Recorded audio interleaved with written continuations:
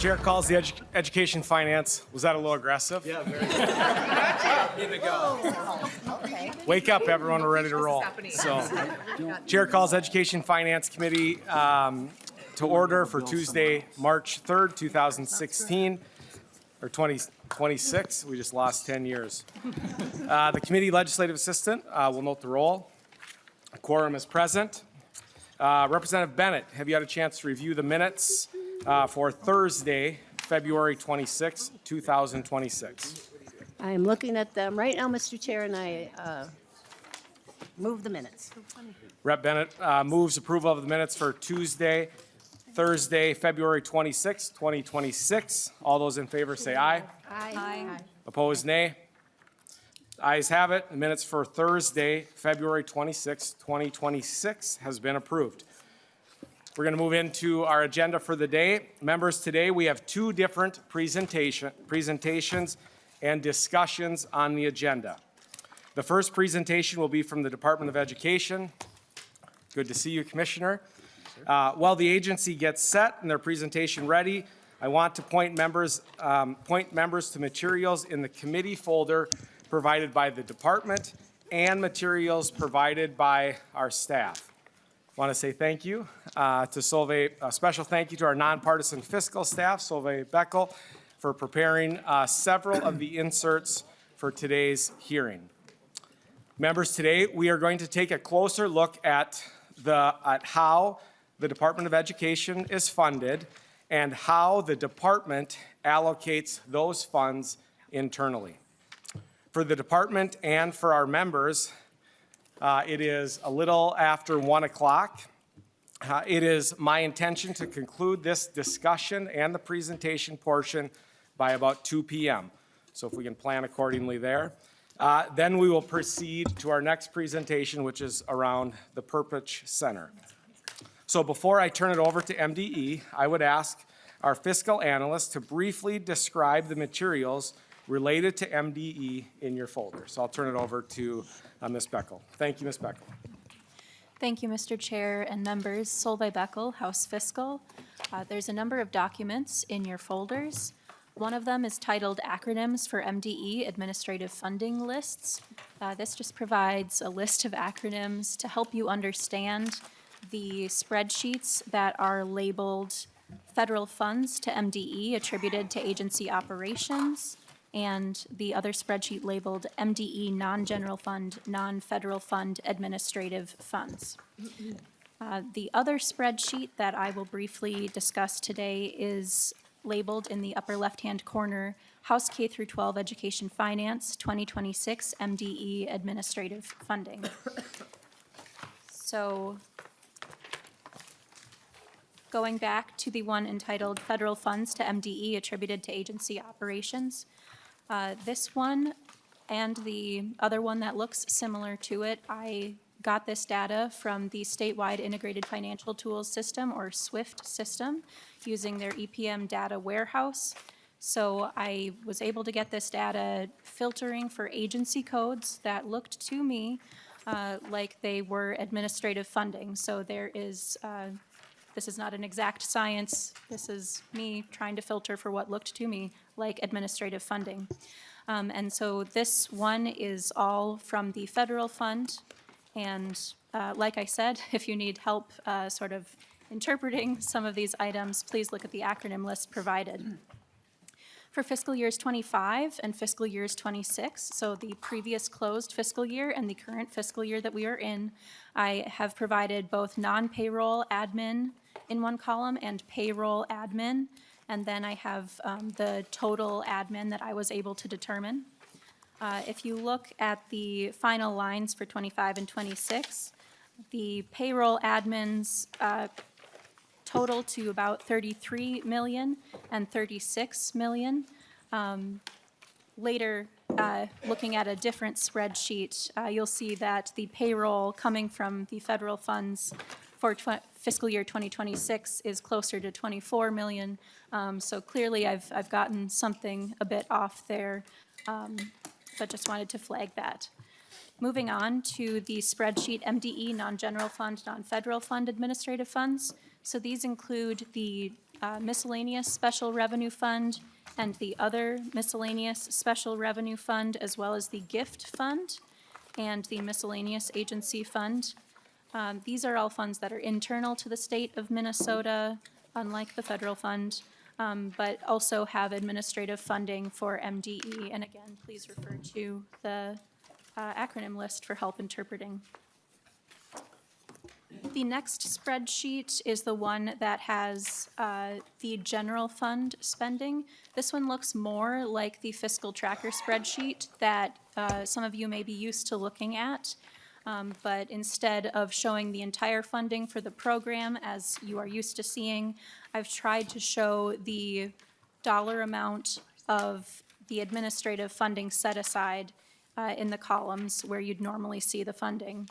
So this shows fiscal years 24 through 29.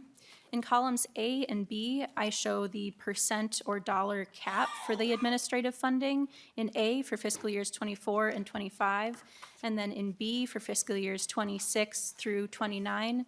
Occasionally, there's a few differences in fiscal years 28 and 29 from fiscal years 26 and 27, but for the most part, 26 through 29 are pretty much the same.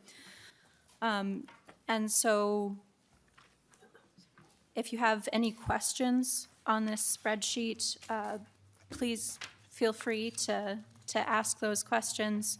Happy to respond. I did also compile a spreadsheet entitled Estimated MDE Staff Salaries Fiscal Year 2026. This is also pulled from the statewide integrated financial tools system. And this one just seeks to show the position number at MDE. So this is a position versus an employee. So this would also include currently vacant positions, and the amount of funding attributed to it without knowing the specific employee, and whether they receive that funding from federal funding, general fund funding, the gift fund, other miscellaneous special revenue fund, the restricted miscellaneous special revenue fund, and then the grand total of what their salary would be. So this does not include benefits, it's just the salary amount. And as I referenced earlier, if you look at the last page of this document, page 30, the federal funding for salaries is about 24 million. So didn't quite get it quite right with the federal funding for payroll. And Mr. Chair, those are the spreadsheets. Thank you, Ms. Beckel. Amazing work as always. Thank you to our nonpartisan staff. So just before we dive into the department, many of us who work on the front lines of schools are seeing the impacts of living in the real world with the budget reality and the budgetary challenges that schools are facing on a daily basis. In the previous budget agreement, the governor demanded and secured $430 million in cuts to state education spending, which includes $250 million in cuts to special education. And for those of us that have been in communication with our schools, the Blue Ribbon Commission is a hot topic of conversation. I know Chair Crecia is looking closer at the special education, including the preliminary work of this Blue Ribbon Commission, and we have a hearing scheduled for later in session on this. Today, however, we put in context the funding increases provided to MDE, which may be useful as we consider funding priorities later on in session. After MDE has concluded their presentation, we will have time for member discussion. So members, we will be taking discussion and questions after. I will remind the testifiers to state your name for the record and proceed. And with that, I will turn it over to the department. Thank you for being here, Commissioner. Co-chairs Bakeberg and Joachim, and members of the committee, good afternoon. My name is Willie Jett, and I am honored to serve as the Commissioner of the Minnesota Department of Education. Thank you for the opportunity to be here. I'm joined by members of our senior leadership team who are public servants with expertise across finance, academics, operations, compliance, and student support. Our shared focus is simple: supporting Minnesota schools so they can support Minnesota students. MDE exists to help ensure every child, regardless of background or geography, has access to high-quality education. That commitment is foundational to our state. Education is the backbone of Minnesota's future workforce, civic life, and communities. The decisions we make today shape our students and who they will become tomorrow.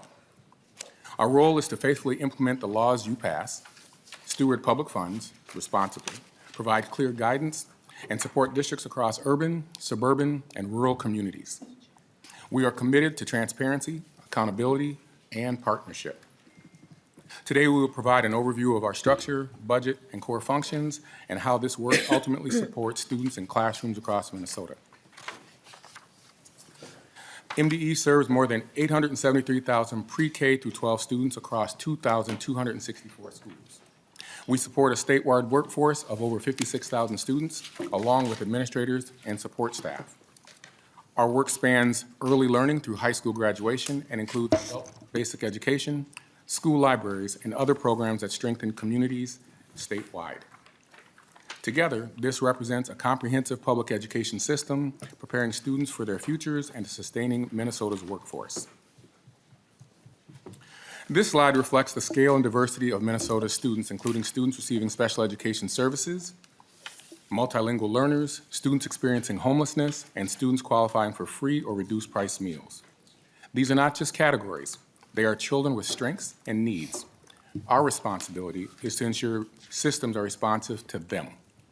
Minnesota's student population is increasingly diverse.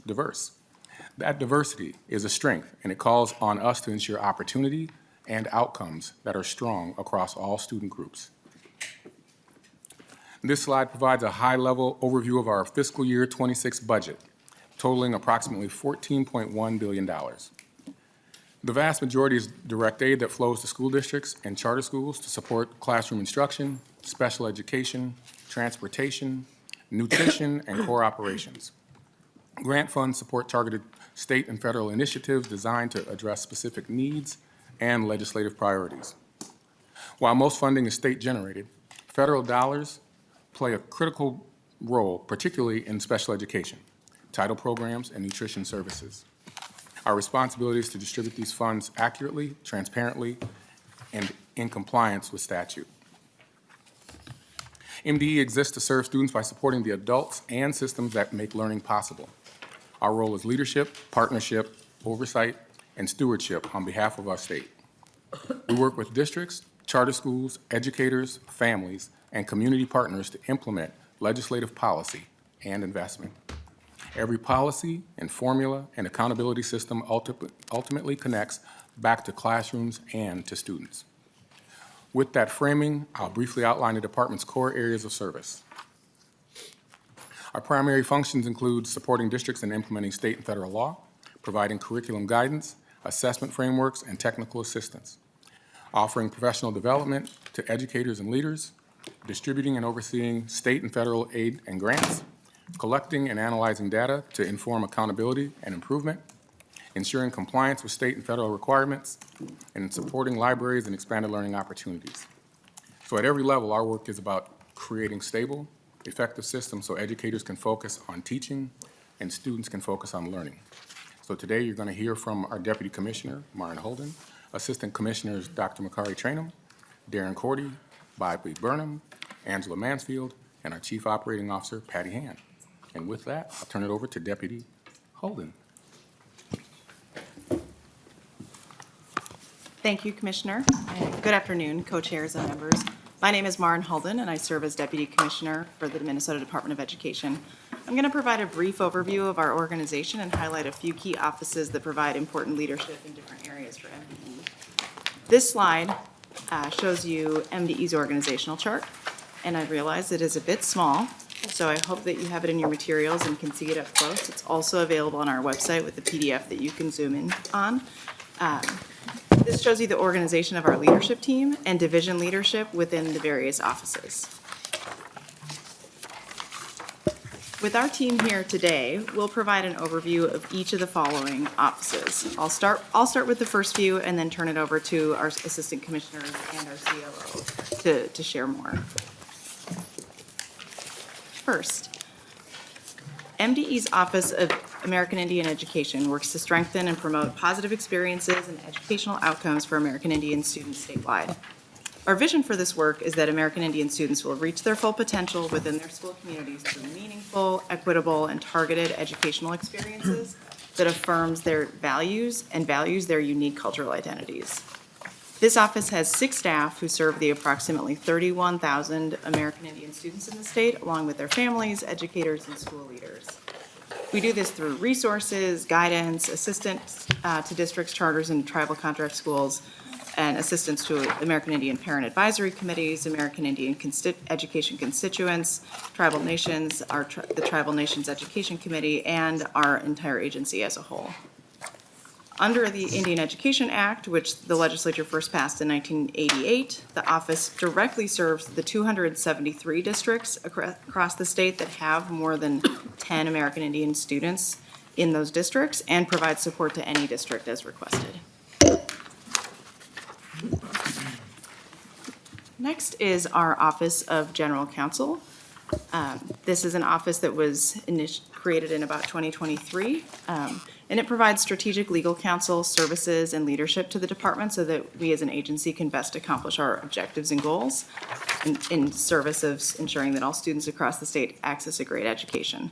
So this includes legal advice for the work across the agency, working directly with the Attorney General's office on litigation, where the AG's office represents MDE, but our General Counsel's office coordinates directly with them. This includes our data practices work, rulemaking activities, and our Office of General Counsel also includes MDE's Special Education Dispute Resolution Team, which handles special education complaints, mediation, and facilitating getting hearings through the Court of Administrative Hearings. Next is our Office of Inspector General. Again, we continue to be grateful to the legislature for partnering in creating and resourcing our OIG back in 2023, and it serves a really key role in our agency. Our OIG is responsible for detecting and helping to prevent fraud, waste, and abuse in our MDE programs by conducting independent investigations, recommending and imposing sanctions when that's appropriate, and collaborating with law enforcement and prosecutors on related criminal and civil actions. Our OIG also includes MDE's Student Maltreatment Team, which screens and investigates reports of alleged physical abuse, neglect, or sexual abuse of students in Minnesota's schools and charter schools. The program also assesses and investigates reports of alleged physical abuse, neglect, or sexual abuse of students that occur in Minnesota public schools and charter schools. Our OIG is a really key part of our fraud prevention work overall, and I would say that work is truly embedded across our agency in a lot of different ways. We as an agency approach fraud prevention on a continuum of prevention, detection, investigation, action, and continuous improvement. And teams across our agency have roles in each of these places. We are continuously emphasizing, and our OIG, like our Inspector General, along with our General Counsel's office, have really played a key role in this, that it's truly every single person's responsibility at MDE to help prevent and detect fraud, waste, and abuse. And we help make sure that our folks understand and are equipped to do that through a variety of things. Agency-wide trainings that for all of our staff, embedded into all staff meetings. We also offer targeted trainings or connect specific specialized staff positions with targeted MMB trainings. We host a really robust fraud awareness week every year in November. We are engaged in cross-division collaboration on fraud prevention. And we have established a really close partnership for our program areas with the program integrity legal experts that were funded through the governor's fraud prevention package last session to be able to make sure that our program areas know and understand and can fully utilize the regulatory tools available to them at every single stage. And know that and this happens quite frequently, if a regulatory action that we take to ensure that out of compliance concerns or to ensure that funds are being used appropriately is challenged on a legal basis, that our legal team in partnership with, as needed, the AG's office is there to defend that action and help make sure that our team has crossed the T's and dotted the I's so that we can sustain the action that we decided to take. We think about the action phase of our continuum really in two tracks. All of our program areas, whether it's grant administrators, our grants team and agency finance, are working hard every day to make sure that they understand and fully utilize all of the tools available to them. And we have our OIG that can investigate as needed. And with that, I will turn it over to our Assistant Commissioner, Dr. Makari Trainum.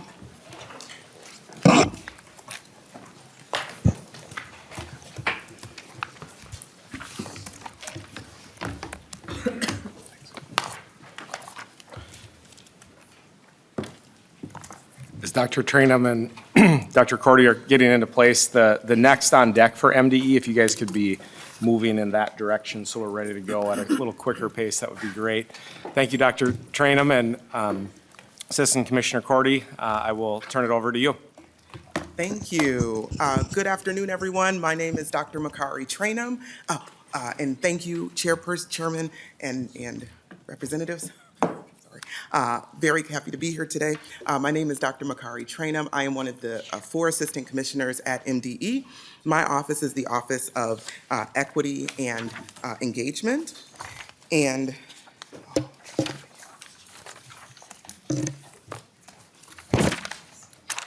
the office oversees, my office oversees both the Equity, Diversity, and Inclusion Center and the Public Engagement Division. Starting with the Equity, Diversity, and Inclusion Center, I'd like to note our overall mission, which is to create the conditions for building authentic cross-cultural communities where harm is eliminated and every person's humanity is acknowledged and valued. Our work in the center, or the work of the center, is both internal and external to the agency. They provide equity, diversity, and inclusion, foundational and ongoing professional development to agency staff, as well as specialized professional development for leadership in partnership with human resources. They lead and manage affirmative action responsibilities, goals, and objectives, and they have a partnership with human resources that continues through the crafting and implementation of diversity and inclusion initiatives and activities. It's important to note that the center's work does not stop there, but is expansive, as they also are responsible for and manage all the work around safe and supportive schools and school climate and culture. From school mental health services and the statewide school nurse, achievement and integration, and social emotional learning, to bullying prevention, crisis management, restorative practice, and non-exclusionary discipline, in addition to numerous grants. The center is focused on cultivating school environments where every student is seen in their full humanity and they thrive. Since October of 2025, we've provided, so just in this last quarter and coming into this new quarter, they've provided more than 120 trainings across the state to more than 3,800 educators and leaders. Some highlights that we've made, and I want to specifically point out our culturally responsive art education grant that is no longer funded through the federal government, but we're still doing work with it. We had a pilot school that we were working with specifically, where we had 84% of our K-3 students in this rural school that reported that in their visual art classroom that they felt comfortable at being themselves. While also more than 35% of those young people reported that they strongly agreed that they now saw themselves as artists, creators, and makers. And we've also seen that with one of our intermediate districts, they saw a 12% decrease in the number of students that are being secluded and/or needing discipline. Public engagement, their mission is to foster an ongoing culture of family and community engagement in pre-K through 12 public education, and this is meant to empower diverse perspectives to shape and inform practices and policies. We believe that vibrant and resilient communities are the bedrock of an education system that is both accountable, just, and equipped with the necessary resources to provide students with a world-class educational experience. The division works to improve access to important information about public education, programs, policies, and services, support initiatives across the agency, and we build shared understanding and partnerships. They also manage a number of programs and grants that includes the full service community schools, the non-public education council, the ombudsman, assisting families with student enrollment and re-enrollment when districts withdraw them, and multilingual supports, just to name a few.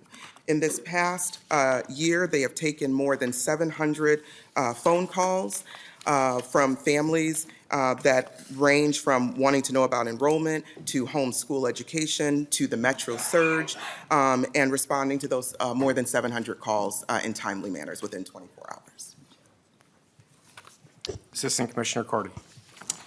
Thank you, Mr. Chair, members. My name is Darren Cordy. I'm an Assistant Commissioner for the Office of Student Support Services at the Minnesota Department of Education. I'm here to talk about our Nutrition Program Services Division, our Special Education Division, and our Charter Center. We'll start with our Nutrition Program Services Division. This program administers a number of different school and community-based nutrition programs, some of which you're familiar with, some of which you may be new to you. We'll start with our school nutrition programs. These are probably ones that you're more familiar with. So the National School Lunch Program and School Breakfast Programs are some of the more popular programs that we have out in our schools today and that most of our schools participate in. Part of the school nutrition programs is also our after-school care program, which provides after-school meals and snacks for participating programs.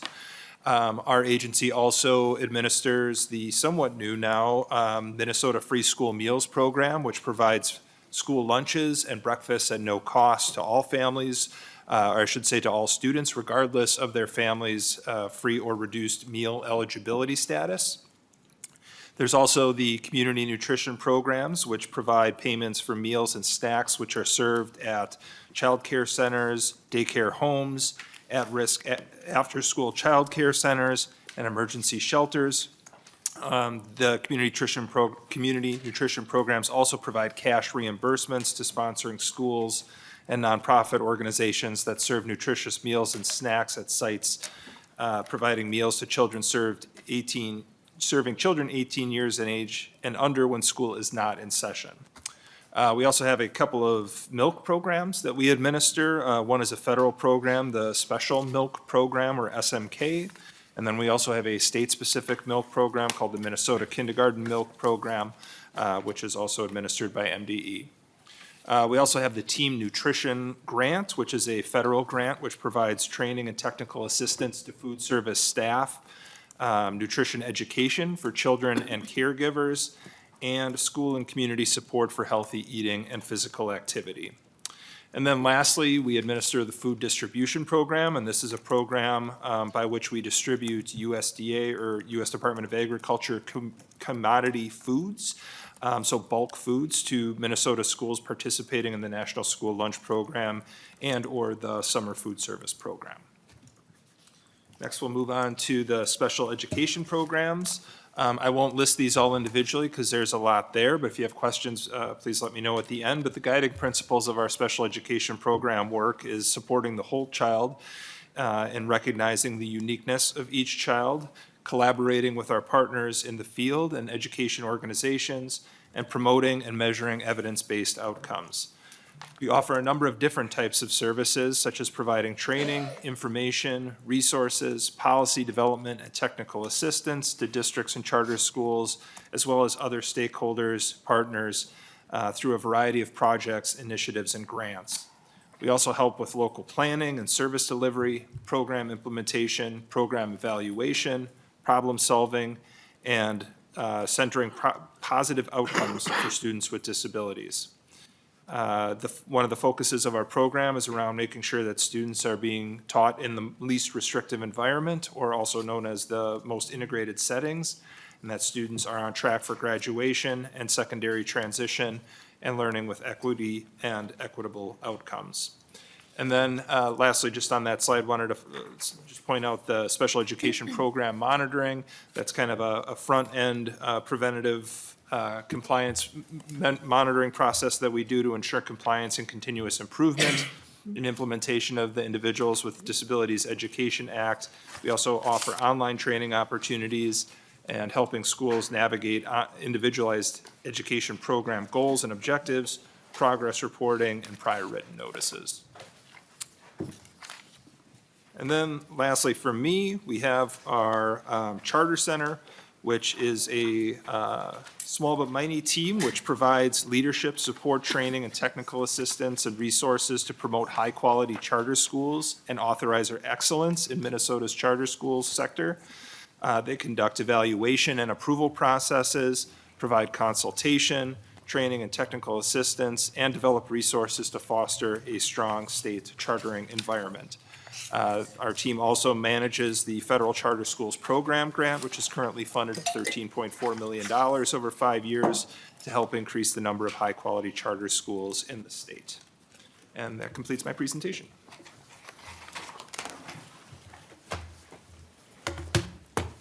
Thank you, Dr. Trainum and Assistant Commissioner Cordy. Very efficient transition, I might add. Nice job. So Assistant Commissioner Burnham, I believe you're up next, so we'll turn it over to you.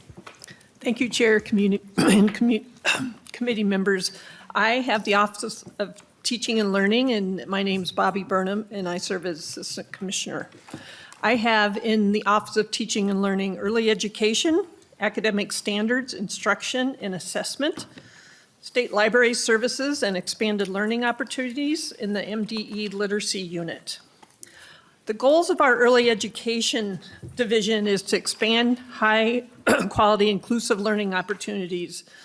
And now we are partnering within the Compass system to provide support regionally for both early childhood special ed and early education for better collaboration and consistency. Through this, we'll strengthen alignment of instruction, assessment, and curriculum across pre-K through third grade, strengthen guidance and implement best practices for dual language learners in intentional family and community engagement, promote strategies to ensure the state has a highly skilled early childhood workforce, and use data to ensure equitable policy, planning, practice, and professional development. And of course, we remain close partners with our colleagues from Department of Children, Youth, and Families in the integration and collaboration of the programs there as well. The Division of Academic Standards and Assessment, or Instruction and Assessment, provides content area expertise and support for K-12 schools throughout Minnesota, guiding, developing, and implementing the academic standards, the outcomes for all students, promoting high-quality instructional practices, as well as collaborating with professional organizations, districts, and charter schools. Staff in this division lead comprehensive and collaborative efforts to review, revise, and implement the state's high academic standards in arts, science, English language arts, social studies, math, health, and physical education. Staff provide training, professional guidance, and assistance to help teachers across the state unpack and implement the standards and improve classroom instruction.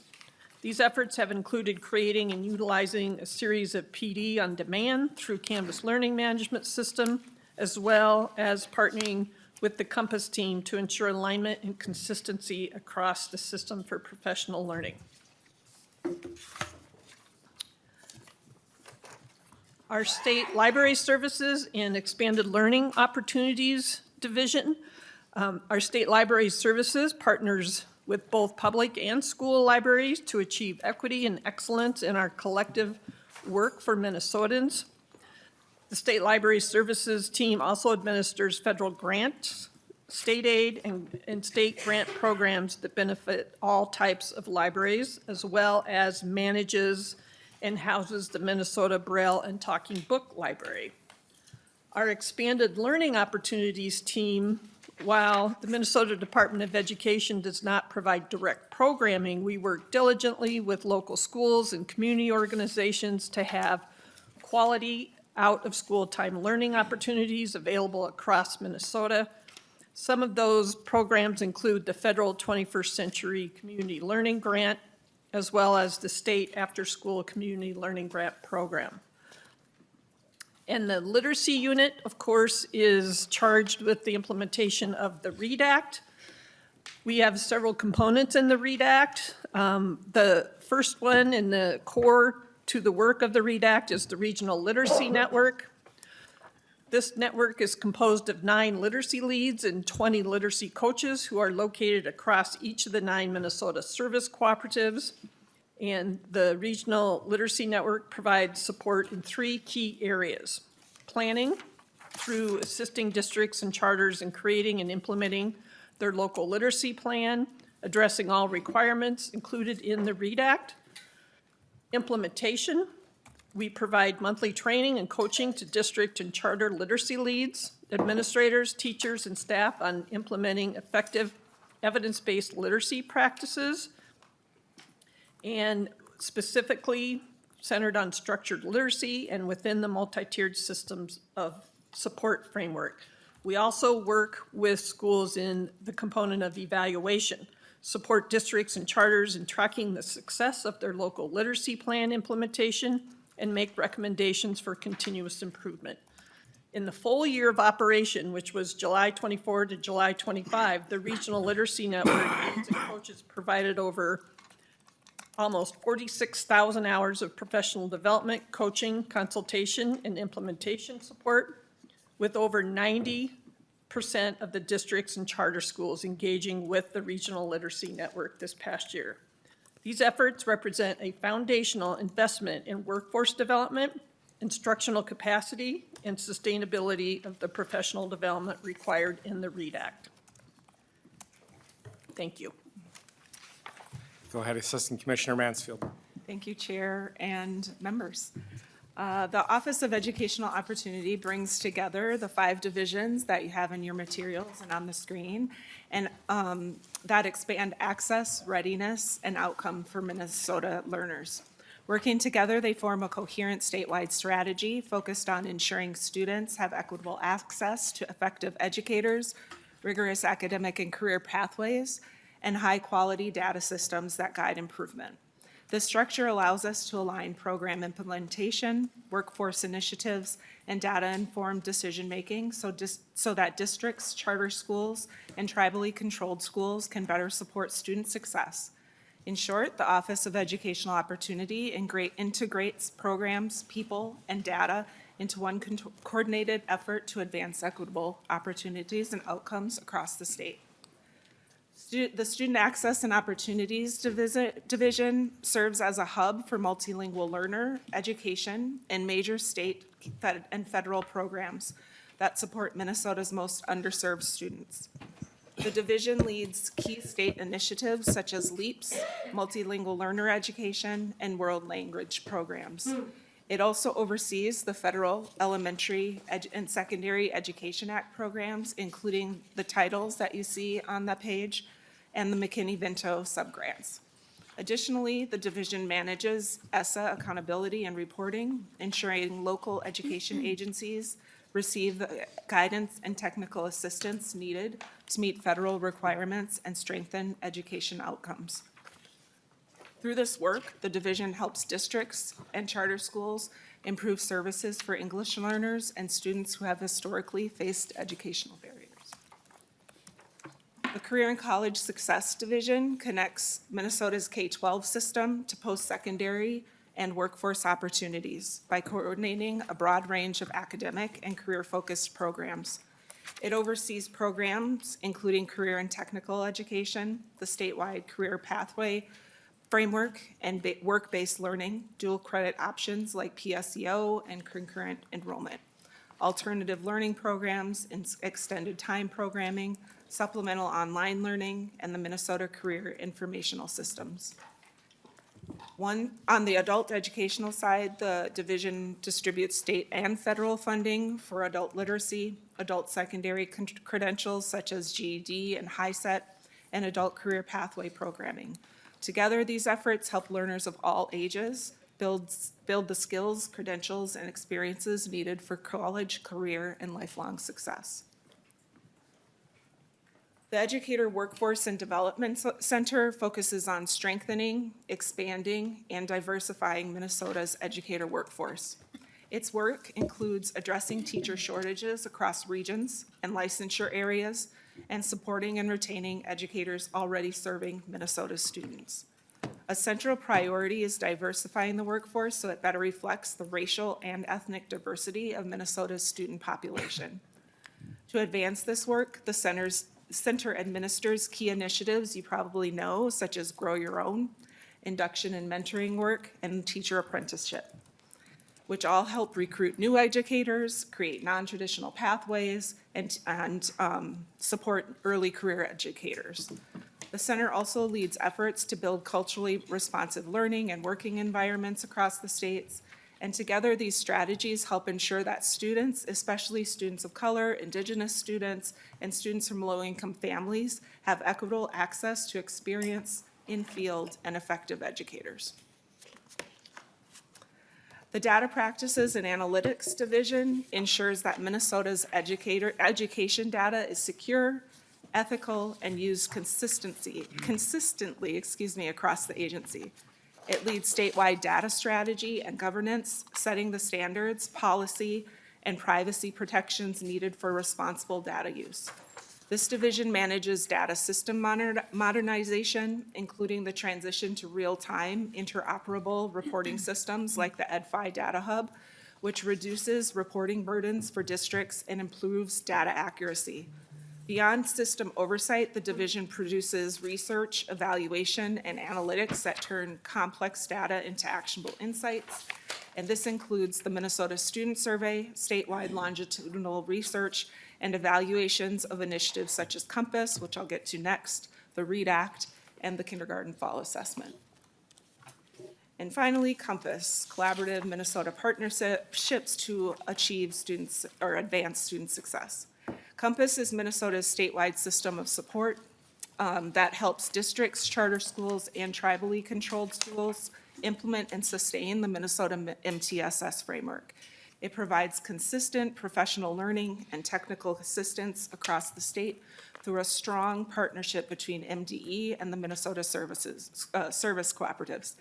Compass uses clearly defined content pathways embedded within the Minnesota MTSS and engages school teams through coordinated regional service delivery tailored to local needs and capacity. In addition to this implementation work, Compass also leads school improvement support and guidance for districts and schools identified under ESSA and under Minnesota's Comprehensive Achievement and Civic Readiness, or CACR, accountability system.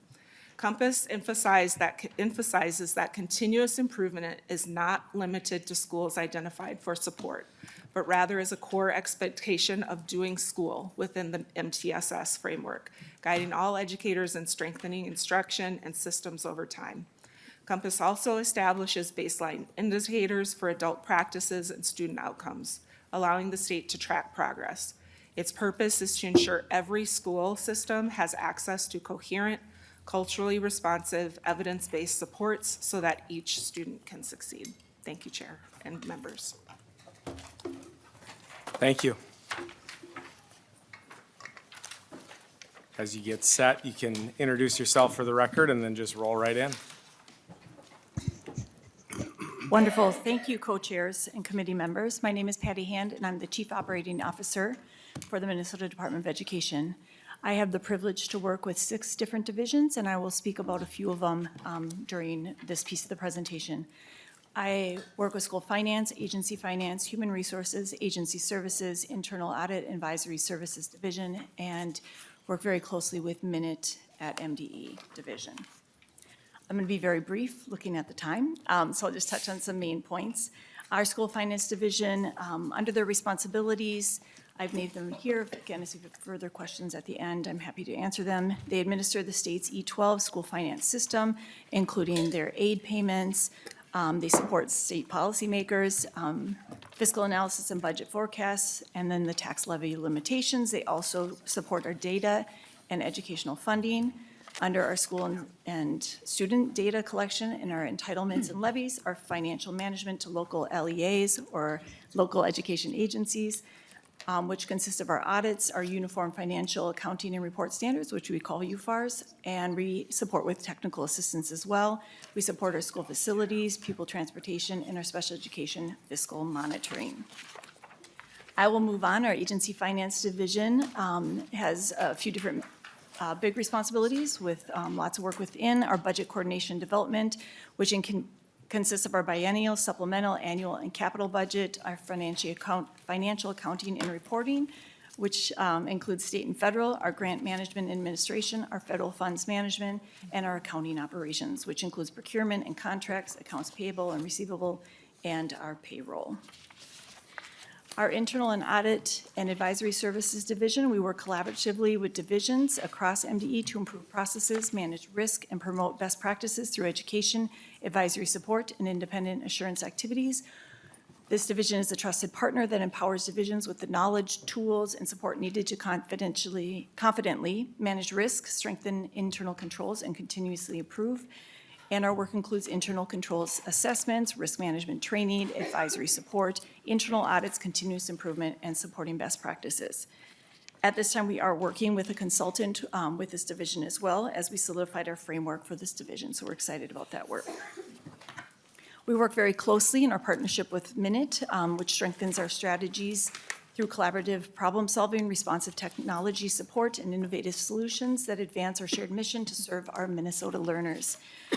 We are right now really exciting. We are working to build an IT governance approach to ensure that our teams work together for prioritization of our IT efforts that support and sustain our shared strategies of the departments.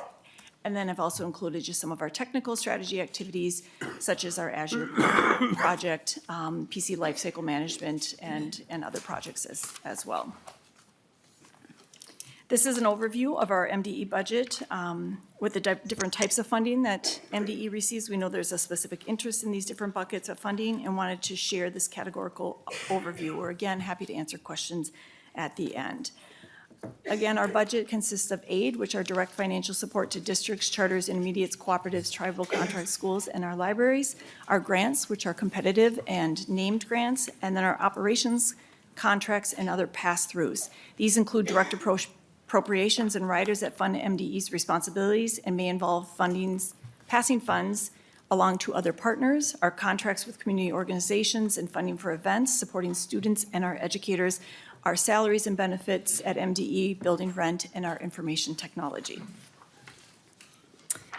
MDE operations. In 24-25, MDE state-funded operating expenditures averaged about $42 million per year. Our annual totals will increase about 2% this biennium due to last session's operating adjustment and other change items. We will expend a similar amount of its federal appropriations for staffing and other operations, and we have budgeted about $1.8 million specifically to administer state-funded grants appropriated in FY26. This funding will support the work of grant specialists, program experts, and our grants management software. We expect to receive about $212,500 in private grants and $56,000 in gifts in FY26, and we currently employ 484 FTEs, 225 of whom are state-funded. Thank you. Well done.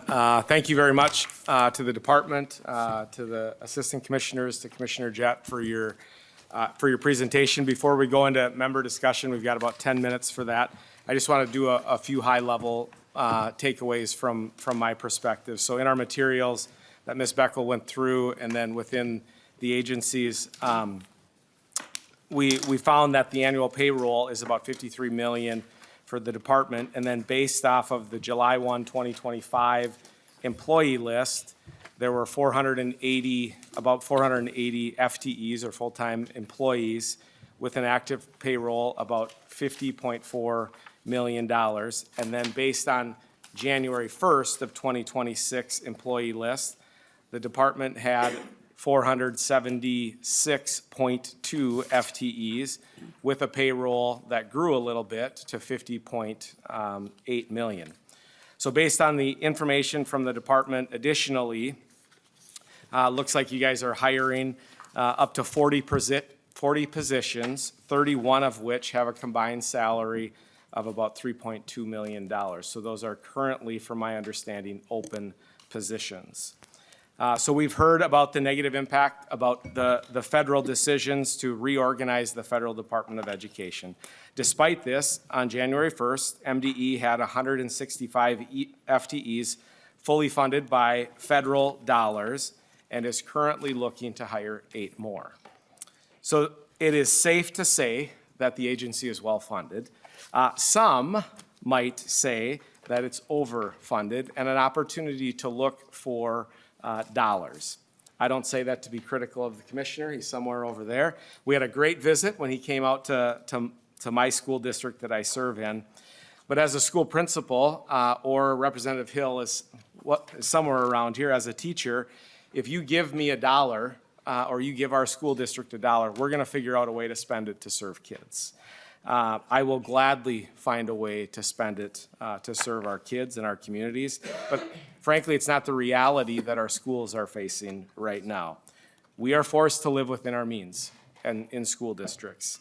And while the MDE continues to be fully funded, and it is extremely frustrating when we are told how to spend dollars. We don't have local control, the funding and flexibility, and it's frustrating to see the agency continue to grow. So with that, I would just challenge us as we move forward that we're going to need to have to think creatively on how we address the challenges facing our schools. So with that, I will go into member discussion. Representative DePel, you're first on the list.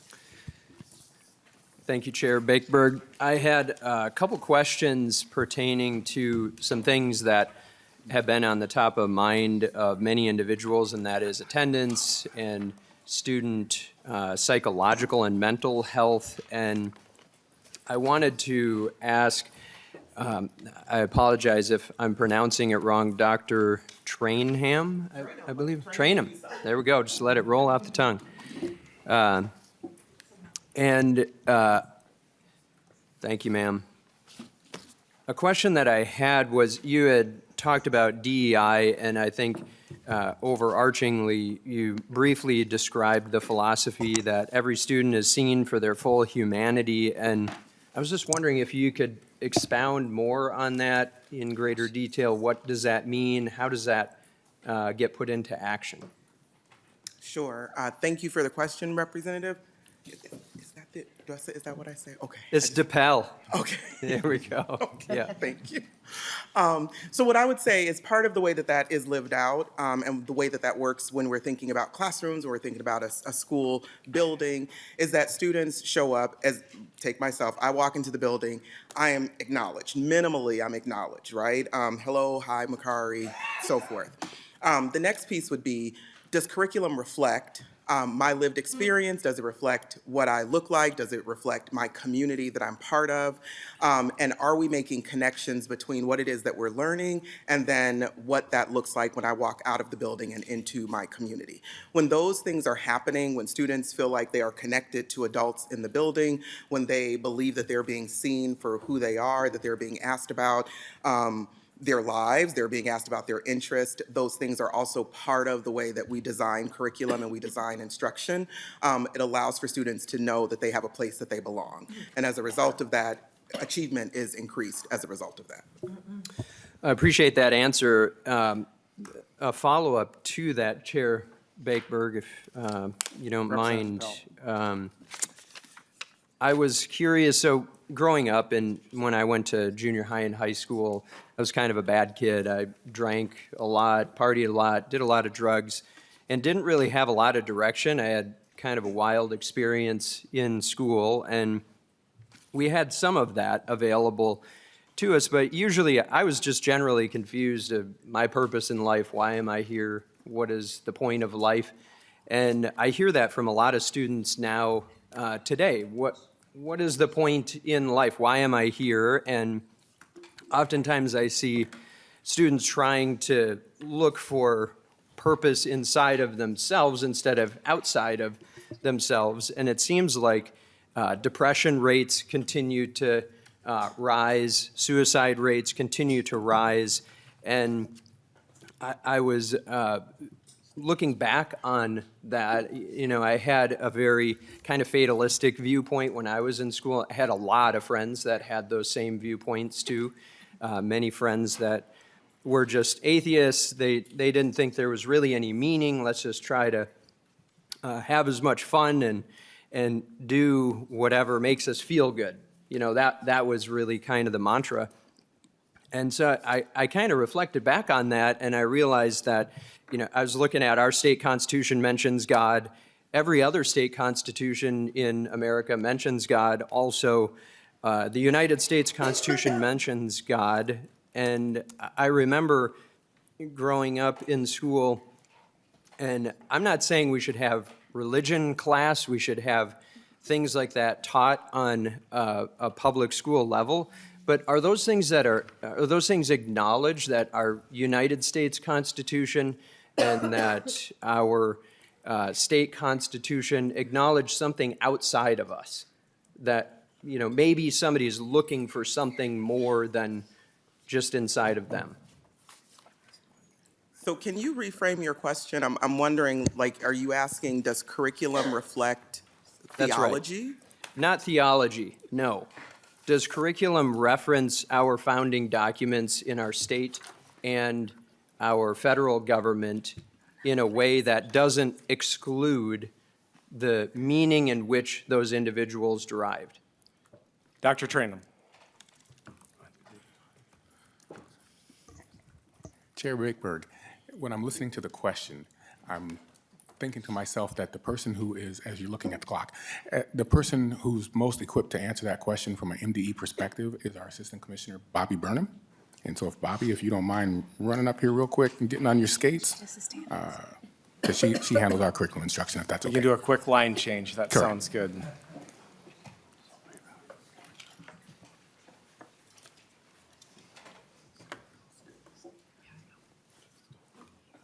Assistant Commissioner, thank you for coming. If you could briefly answer, we have 2 more people on the list, so. Yes, thank you, Chair. Committee members, our social studies standards, as you know, just went through a revision, and I don't exactly have those memorized, but I am happy to go back and see if we can find some references to respond to your question. Thank you. Chair Bagberg, I could just really quick follow-up, very quickly. We need to move on. Representative DePel, if we could take this conversation offline, so I apologize. Representative Ingen. Thank you, Mr. Chair, and thank you for the overview. I'm looking here at your list of employees. I see the word grant listed 21 times, 21 different employees.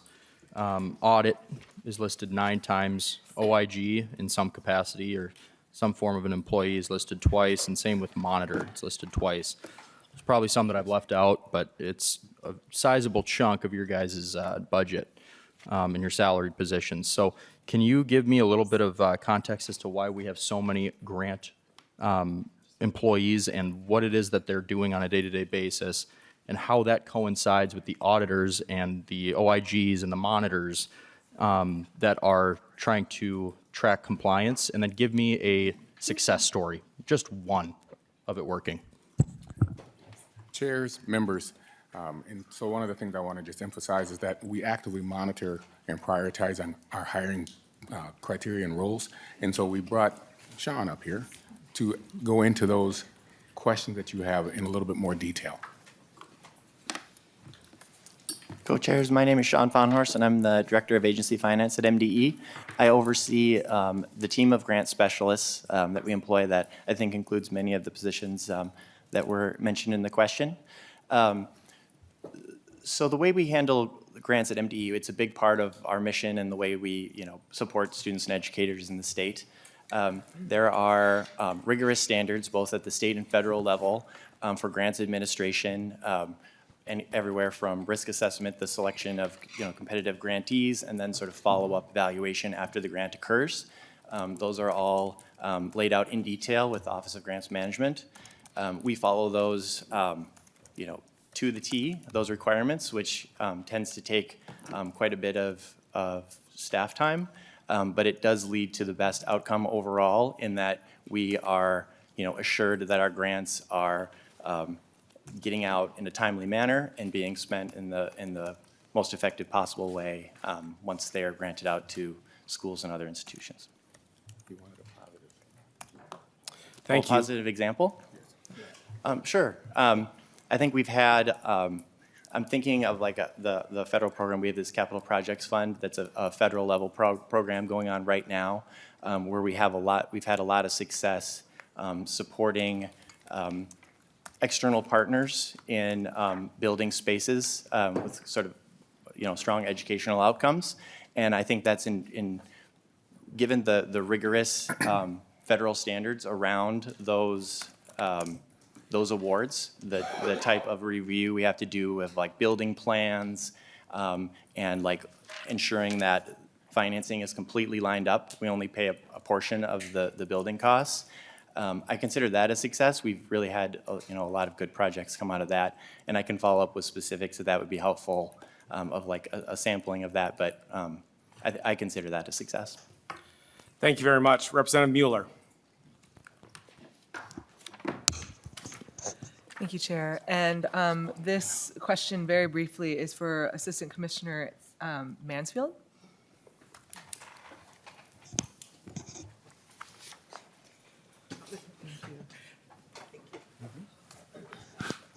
So one of the things that I am very focused on is trying to make sure that our departments, our agencies are speaking to one another, especially with education being the whole child. I have a bill that currently is asking agencies to work together to look at student career pathways. So as you are talking about Office of Education Opportunity, education workforce, all of the career and technical pathways, all those things, are you guys actively speaking to DEED and DLI to make sure that we are creating something that is accessible to all students and actually is something that's preparing kiddos for what employers are looking for? And that will be my last question, Mr. Chair. Assistant Commissioner Mansfield. Thank you, Chair. Rep. Mueller. We do have really good, strong partners. I think a great example of an answer to your question, in apprenticeship work, we have a partnership with Department of Labor and Industry where they have written a grant out of their apprenticeship. There you go. Beyond that. And that's funding a staff member in our Educator Workforce and Development Center that helps ease the translation between DLI and us. We also have worked together with DEED and Career and College Success for a bill that passed last session.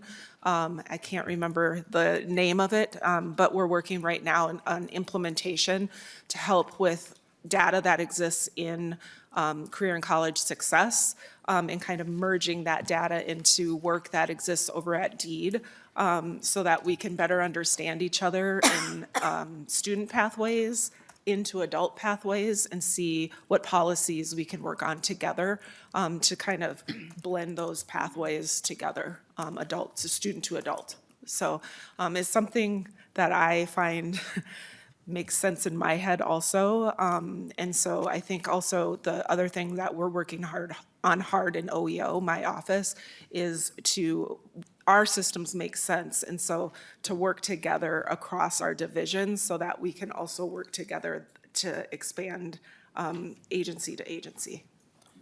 Thank you, Assistant Commissioner. Chair Yuking. Oh, thank you, Chair Bakeberg. I just want to thank you for having the overview of MDE. As you can see, they have pretty comprehensive team that's working on a lot of things. And I know there is some concern about FTEs, and I'm sure we'll get into those discussions later. But just as a reminder, MDE covers 331 districts, 880,000 students, and then also oversees charter schools, which is like another 80,000 students, if I can remember. So there is a lot of work there to be done. And I just want to thank you for trying to work very closely with our school districts and answering questions, especially in the time we've had over the last 2 months when there was a lot of questions. And then also, just as a reminder too, the majority of our school formula is actually on the per pupil formula and the average daily membership, which is completely flexible for school districts to do what they want with it. So I know there is some concerns about districts not having local control, but we are a very heavy local control state, which can be good and bad depending on how you look at it. So thank you again for having this overview so that we could, I like the flow chart too. I've been wanting one for a while, so thank you. Thank you, members. Thank you again to the department. And as we transition, I'm sure Perpich is just chomping at the bit so if you could transition up. But thank you very much for a good discussion to members and to the department. So members, next on the agenda will be a presentation and discussion for Perpich Center on the Arts.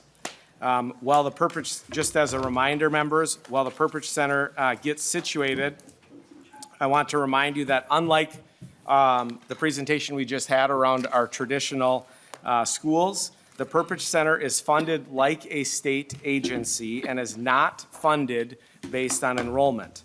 Also in your folders, you have information provided by the Perpich Center. And to our testifiers, I see you have many, many slides in there. So I'm going to really encourage you. I want to give you latitude to present what you need to, but it's going to need to be the high points. We can read the slides, so make sure you're giving us the high points. With that, I invite our testifiers to introduce themselves for the record and begin their presentation. Afterward, we will have a member discussion. Just as a reminder, please introduce yourself for the record, and whoever's going first can do that and proceed. Good afternoon. I'm Allegra Smishak, Executive Director of Perpich Center for Arts Education. Good afternoon. John Tope, the Finance Director at Perpich Center. Hi, I'm Betsy Anderson, Communications Director. Go ahead. Thank you, Co-Chair Bakeberg and Co-Chair Joachim, for the invitation to be here today. It feels very auspicious, given that it's Arts Advocacy Day and Youth Day at the Capitol. We have board members attending Arts Advocacy Day, and we have our students here for Youth Day at the Capitol. I've had the honor of serving as Executive Director for Perpich Center for Arts Education for about 18 months now. But I bring about 20 years of experience in public education in both Metro and Greater Minnesota. The focus of my career has really been improving teaching and learning and improving school culture. And when I got to Perpich, it was a bit of a shock because Perpich is already exceptional in both. So I would say not only is it the best I've ever seen in terms of teaching and learning and culture, it's better than I could have possibly imagined.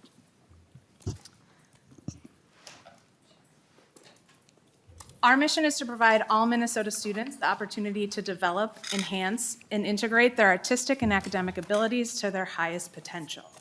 So given that we already have such exceptional programming, as we did our strategic planning for the year and thinking about our strategic directions, we wanted to continue to have that focus on artistic and academic excellence and a culture of belonging. But we more importantly wanted to cultivate connections and boldly tell our story about the amazing work that's currently happening and to optimize systems to support a thriving, future-ready state agency. And I'll speak a little bit more to those later. One of the things we wanted to celebrate with you all this year is our nation's 250th year. It's the 250th anniversary of the signing of the Declaration of Independence. And Perpich was absolutely honored to be contacted by the National Scroll-a-thon.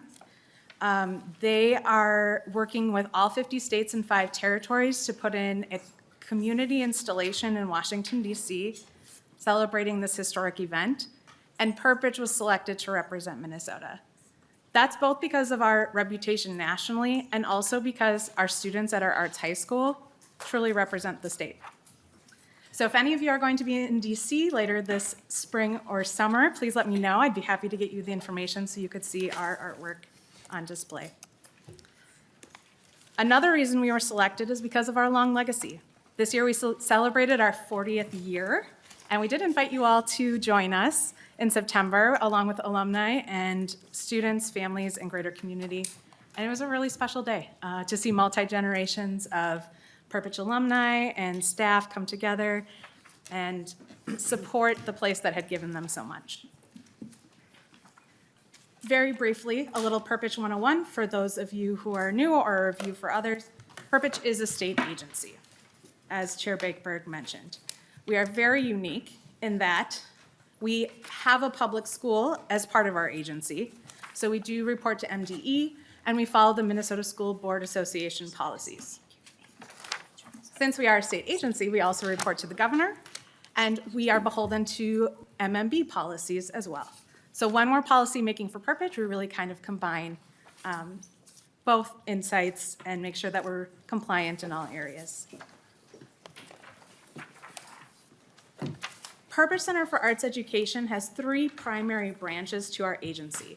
Most of you are familiar with the Arts High School, which is for 11th and 12th grade students from across the state, located in Golden Valley.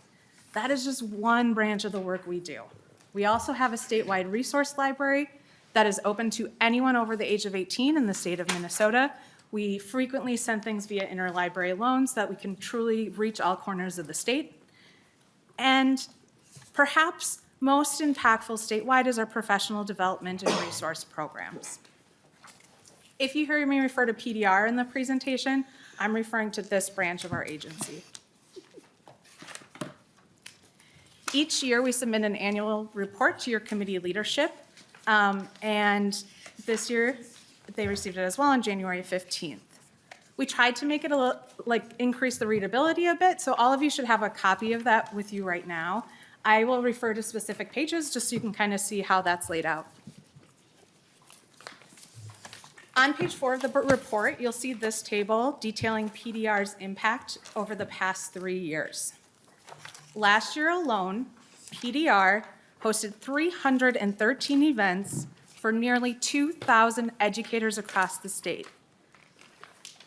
Naturally, most of those were arts educators, but you'll see we also interact with a lot of non-arts educators.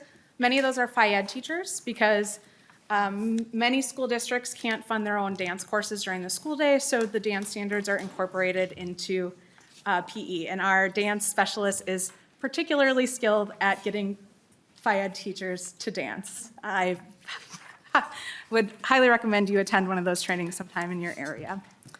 PDR also provides many free relicensure trainings on supporting multilingual students, students with special needs, et cetera. So that's why we have such a wide range. This map is a visual representation of our impact last year. 275 districts and charter schools were served by Perpich directly. So mind you, this is not a map of our impact over the past 40 years. This is 1 year alone.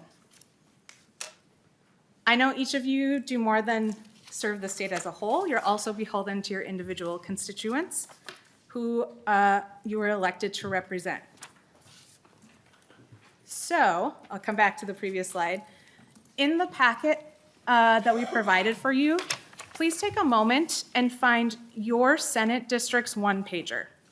We have created one-pagers for every Senate district in the state, all 67, detailing what your constituents, your educators participated in Perpich over the past 2 years. So on the screen, I provided Senate District 10 as an example. You can see that in 23-24, we worked with 38 educators in that district, and 24-25, 60. We have detailed the things we did specifically with that district, which usually is our staff traveling to your school district and working with your teachers in that space. We also offer many statewide workshops. Some are virtual, some are in person, that are available to all teachers in the state.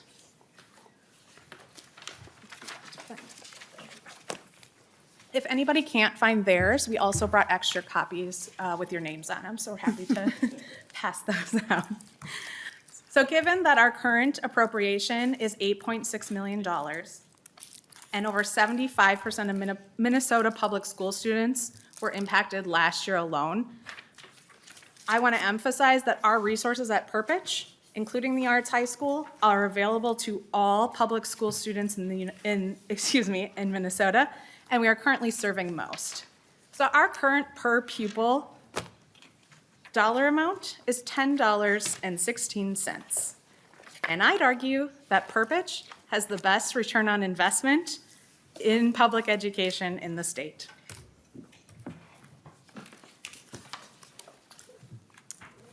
On page 6 and 7 of our annual report, we've also compiled the impact on every Senate district on 2 pages. So if you'd like to compare the impact of our professional development and resource programs against other legislative districts in your area or across the state, we have that for you. The highlighted in green shows the growth over the past few years.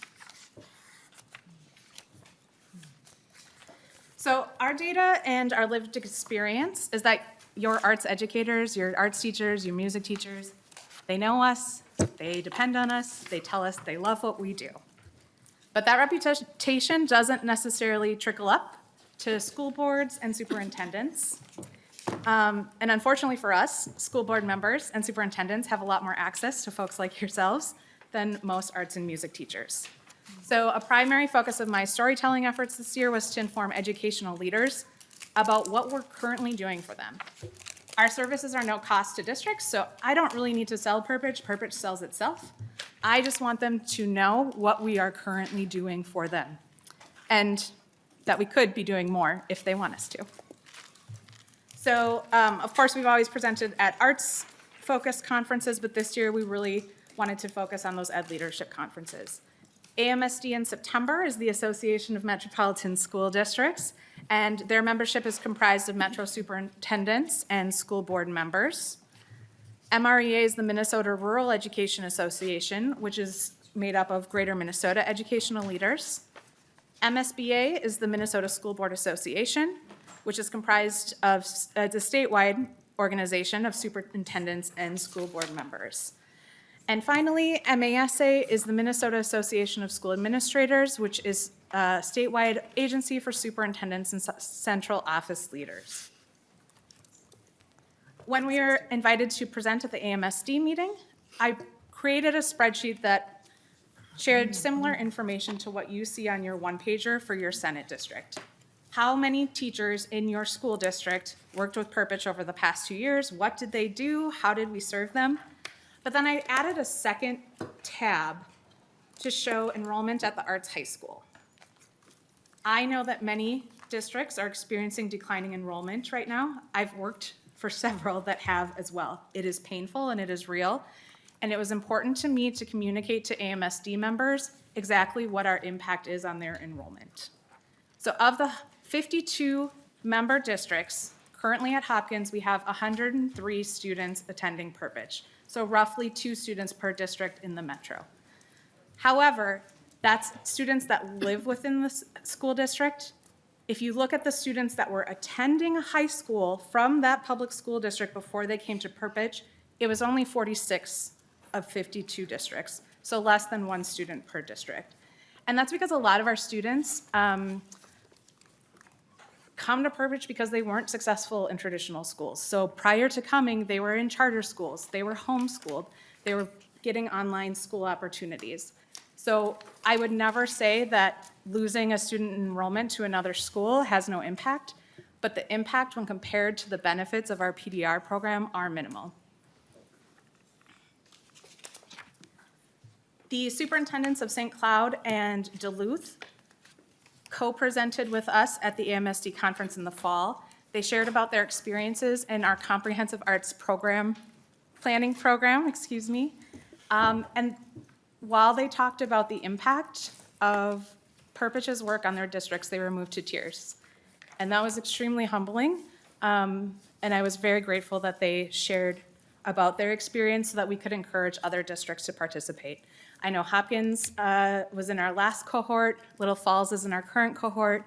Red Wing has expressed interest in joining our cohort next year. Of course, there's an Adobe error during the presentation. This map does represent 40 years. These are the cohorts that have participated in our CAP planning program. It's a 2-year cohort. So over the past 40 years, we have worked with 206 districts specifically. This is a competitive opportunity. So this year we have 9 districts from different parts of the state. Usually we have like 8 to 10. But an exciting year for that program. There we go. At every presentation we do, we really encourage folks to also utilize our statewide resource library. These collections often have professional books that are really expensive for teachers to purchase on their own. They don't exist in their school library. They're usually available at university libraries, and teachers don't necessarily have access to those resources.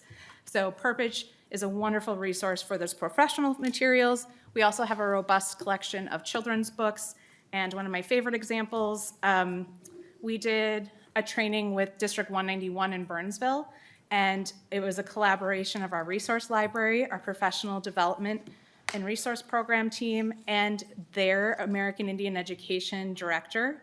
And we put on just a really impactful interdisciplinary training for their elementary specialists. From our Native Authors and Artists series, we have a compilation of videos that we received permission to use. So that was our presentation at MREA this year. I also had the opportunity to conduct mock interviews with Greater Minnesota student teachers, which was a delight to see their passion. Excuse me. And at that conference, I met a Greater Minnesota activities director who spoke to the fact that his background was in athletics, and he really struggled to provide support for their arts education programs in the way that he hoped. So one of the things that we're looking at doing in the coming year is really reaching out to the Minnesota State High School League and activities directors to see how we can better support folks who come to that role in an athletics background and would like to be more supportive of their arts programming.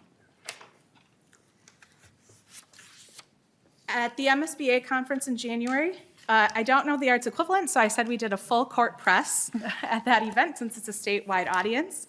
We had our exhibit. At the exhibit hall, there is our Dr. Wendy Barden speaking to Lake City Superintendent Ariana Wright.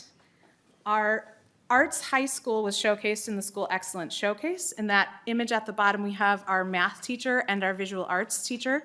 They really focused on presenting the work that they do that's interdisciplinary that could be replicated anywhere. You don't need to have a special arts program to do it. So that was very popular at the event. And then finally, we had our soon-to-be-published white paper on chronic absenteeism and the impact of arts education. So just a snippet from that, because I know, Representative Vakeberg, you've done a lot of work in that area as well. We were inspired by the legislative study, and we noticed that arts education was not a specific strategy that was studied in that pilot that you all supported. We worked with the 2021 attendance data, and our team found a significant correlation between the number of arts areas offered and the impact on student attendance. We are now going to look at other attendance data and see if that significant impact continues across different years. And just one other thing that came out of that study that I wanted to share with you. Of the 134 high schools that we looked at, we found this ratio in high school electives. So dance is very rarely offered during the school day. In this chart, if you draw your attention to the sun, you can see it's really only offered when schools offer all 5 arts areas. However, thanks to the Arts Education Data Project that we're part of a collaboration of, we can tell you specifically which students take which arts classes. On this screen, the 0 line, anything below it shows underrepresentation in that arts area, and anything above it is overrepresentation by race. To summarize, dance is the only arts area that every demographic of students of color measured are overrepresented, and in most cases considerably so. This is an area that we hope to dive into more next year. Just as you take a drink there, I know you have quite a few slides left, and we want to leave time for member discussion. so. Okay. This Reflective Artist Award is a statewide award. It launched last year. We are excited to celebrate Phoebe Meyer from East Central High School. This is a statewide recognition. Our Arts High School, as mentioned, is located in Golden Valley, serves 11th and 12th grade students. When I first came to Perpich, I thought it was kind of strange that we didn't have more enrollment from the metro area. So I placed all the art schools that are in the state of Minnesota on a Google map, and you can see them here. When you zoom out in the map, you'll notice that there's virtually no, well, there are no options in greater Minnesota. That's why nearly 7 out of 10 students rely on the residential model that we have at Perpich. Without it, rural and greater Minnesotan students would not have access to an arts-focused education.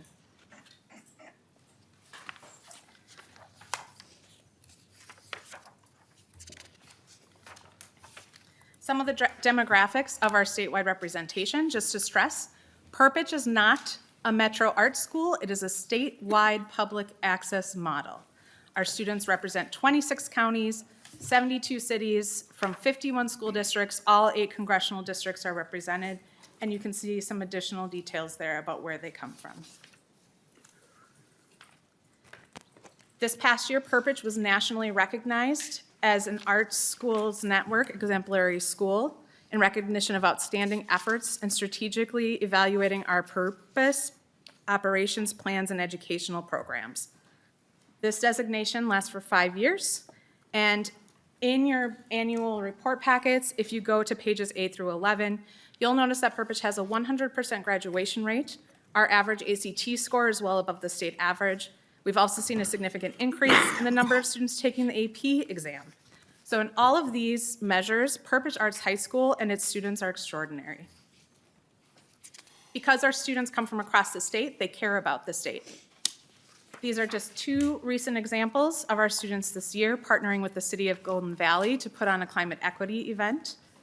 And our students also supported the Annunciation community for the Fletcher Fest. And were able to provide some art therapy lessons for children attending that event. Our literary arts students last year said they didn't have enough experiences and opportunities to publish their work in their high schools where they came from.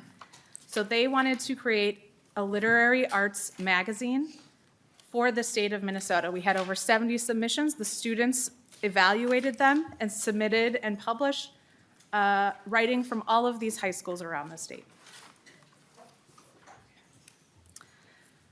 And in regards to Representative Mueller's bill and what I viewed of it on the Mueller Minute, we are very much aligned in the desire to have real-world access and rigorous, relevant experiences. In fact, that's an area where we have a lot of strengths. So our College and Career Day brings approximately 30 colleges and universities together. It's not a college fair, it's a structured career-aligned post-secondary pathway exposure, industry expectations are reviewed, and professional networks are built. So I don't think we're specifically named in your bill, Representative Mueller, but we would be very excited to be included if it were to advance and partner with you. Executive Director Spishak, if you could wrap it up, we'll give you 5 minutes to wrap up. Thank you for that specific timeline. I'll briefly say we have very strong advisory programs for belonging and mental health that are student-led.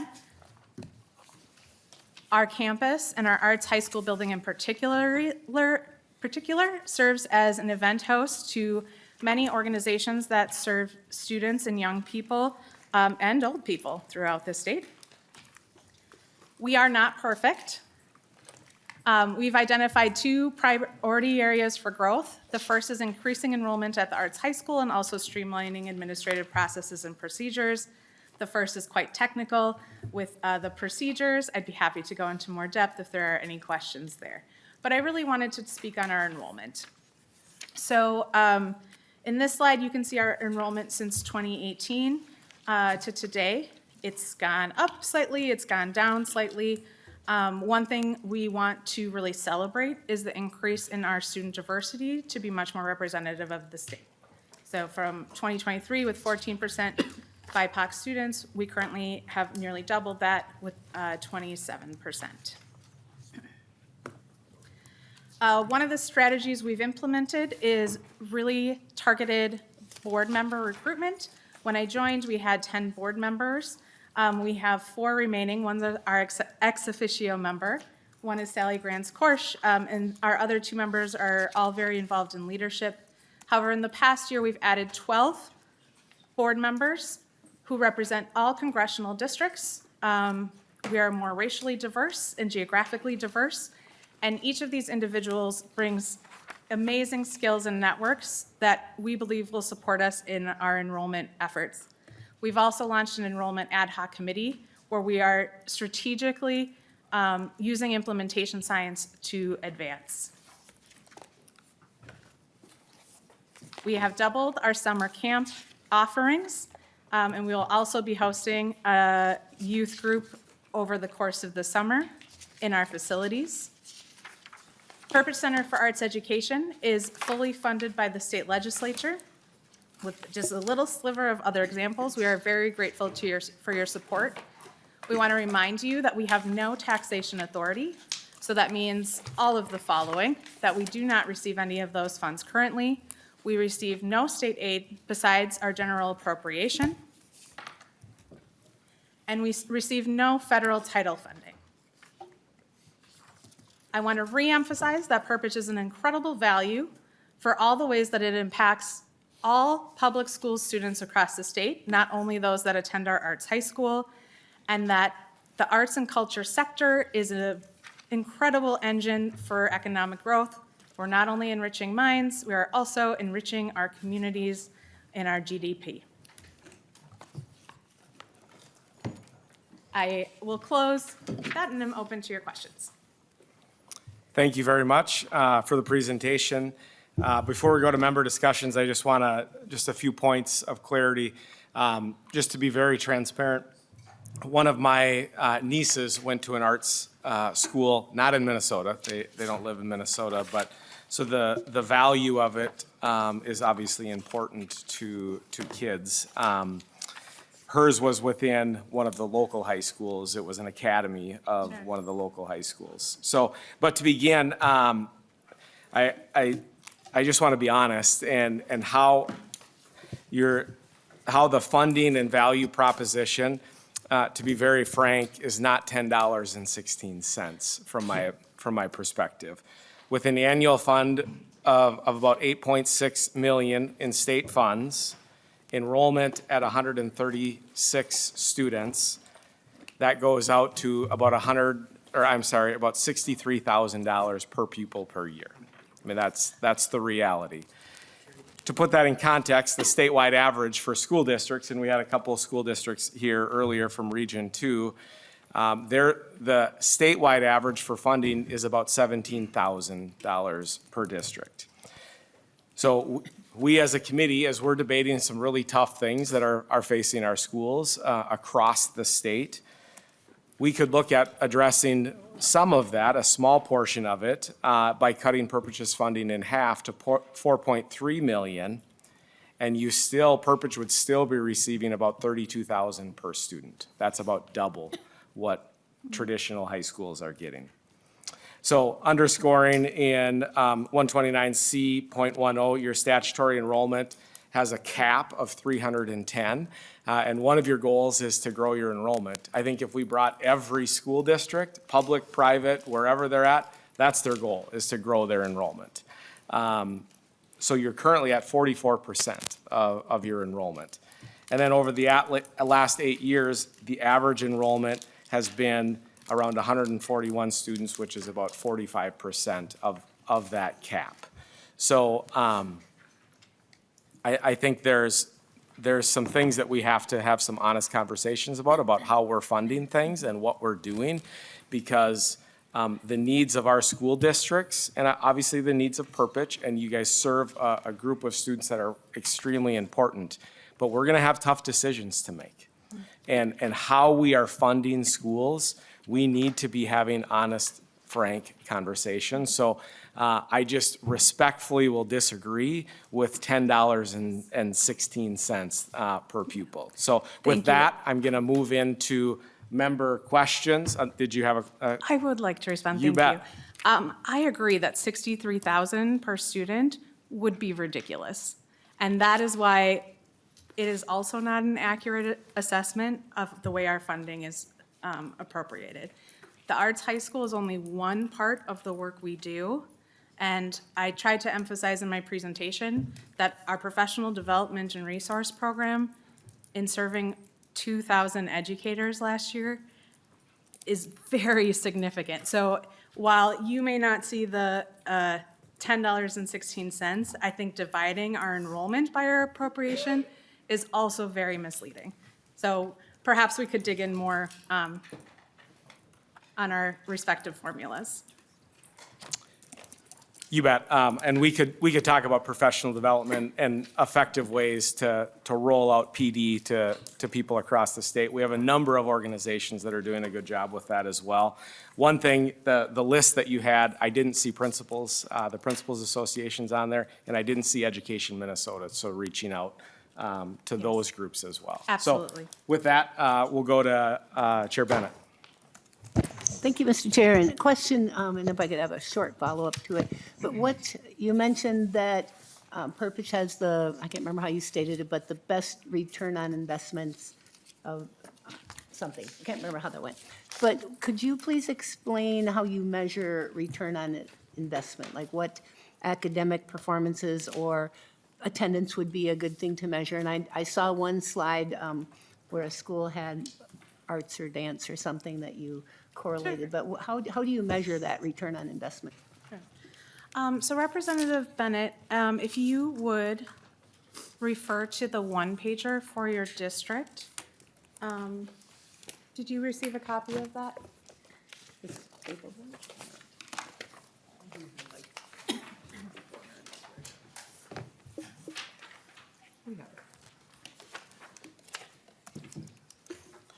Go ahead. She said yes. Okay, fantastic.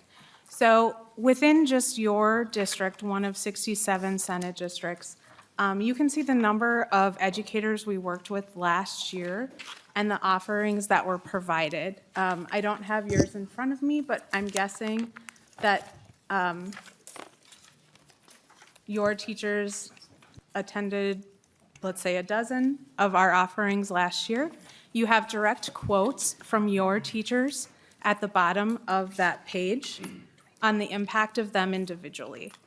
So that is just one of 67, collectively serving 275 districts for an $8 million appropriation is an excellent return on investment. So of those 275 districts, we worked with over 75% of public school students in our offerings and impact through their educators, including administrators. We also worked with 100 administrators last year. Chair Bennett.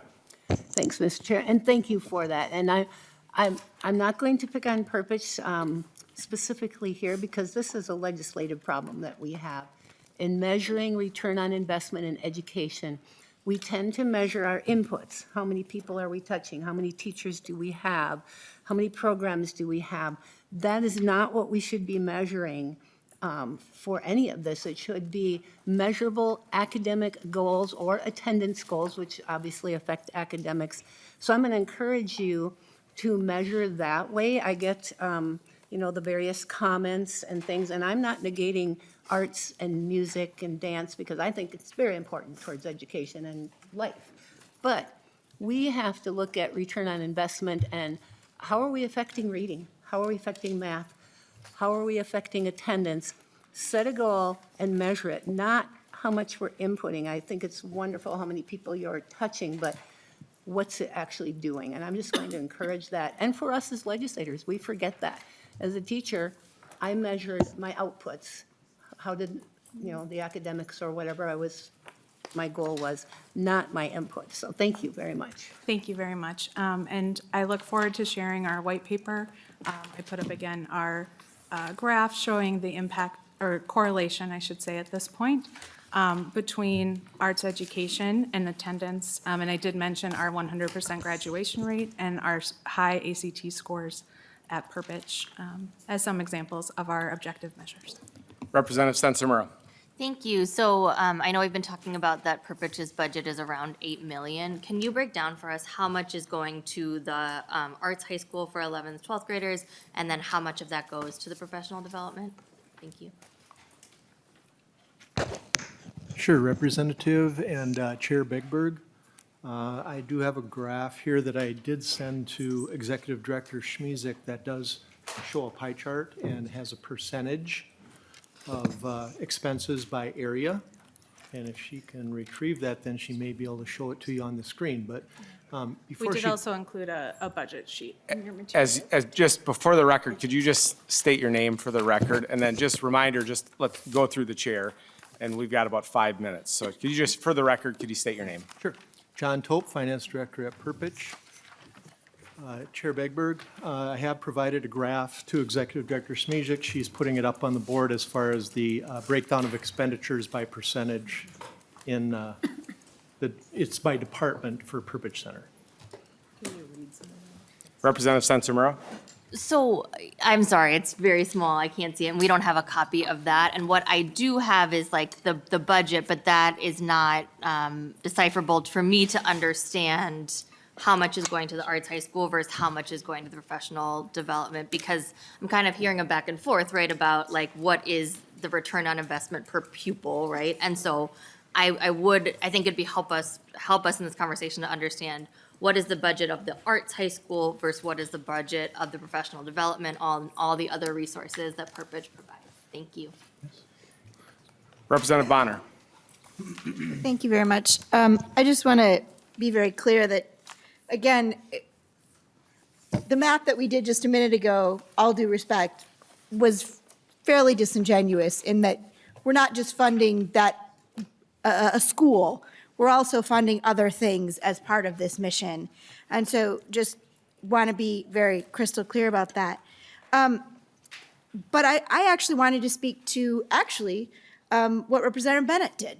I will admit that very few people in this room probably know that I actually attended the Perpich Arts High School. In fact, I was one of its first students. And what was fascinating to me about the time that I spent there is the level of education and the level of integration between interdisciplines was incredible.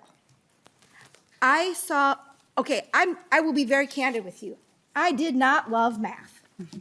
Did not. Never did. But we had the most fascinating class in which we studied the implications of the angles, the ratios, and all of the precise calculations between an M.C. Escher painting and how we correlated that into math. And I will tell you, as someone who found myself feeling very bored in many of my classes. I was smart. I got good grades. In fact, I was fortunate that one of my teachers realized that I was bored and put me in honors classes where I actually got better grades in honors classes. But I will tell you, in my time at Perpich, in having some of those classes, it was the first time in my entire life that I was in a math class and I was excited to be in math class. I mean, it was the most intriguing and interesting thing I've ever heard. And I will be very upfront with you, I was there for the dance program. But I loved it. It was really incredible, the way in which the instructors were able to cross disciplines and put those pieces together was phenomenal. And it was really fascinating. And so I want to say, when we talk about the quality of the education that we're talking about in these programs, it was incredible. And I want to be clear that when we're talking about those outcomes, that we're taking that into account, that some of the things that we did at that school were nothing less than magical. And so I just want to say thank you for all of that hard work, and I know a lot has been done since then.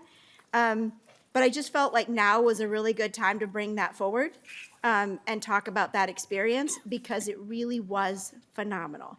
And your instructors were so incredibly passionate and just able to help students look at different subjects in a way that I have never experienced in my life.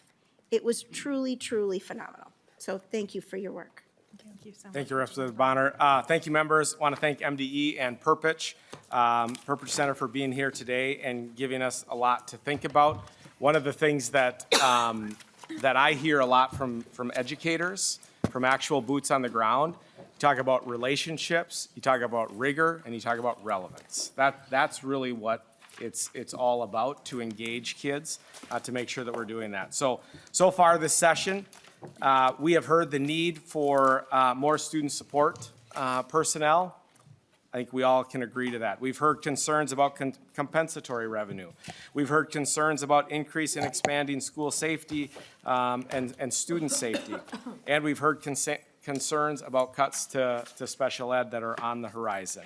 We will continue to hear, we will continue to listen so that we can learn, so that we can prioritize our spending to address the needs facing all of our students across Minnesota. Members, that concludes our agenda for today. Our next meeting is Thursday, March 5th, 2026. Chair Joachim, did you want to give an overview of that meeting?